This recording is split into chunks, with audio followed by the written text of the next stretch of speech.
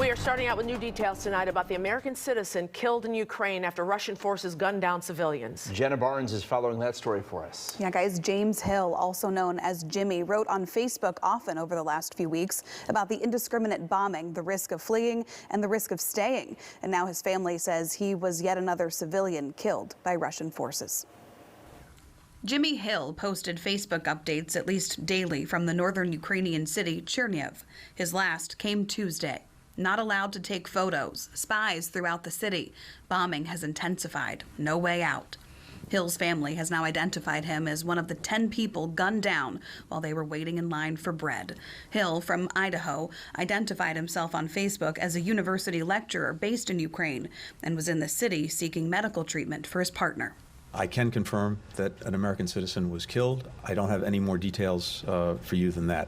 We're seeing new images of hundreds more civilians targeted by a Russian airstrike in a Mariupol theater Wednesday. This is video of them sheltering before the strike, and this is the aftermath. Today, there are reports of survivors. Intentionally targeting civilians is a war crime.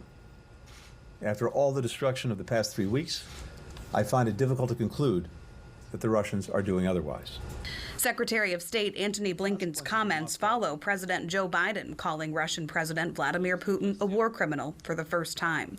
Biden didn't hold back today, addressing the Friends of Ireland luncheon at the U.S. Capitol. Standing together against a murderous dictator, a pure thug who is waging an immoral war against the people of Ukraine.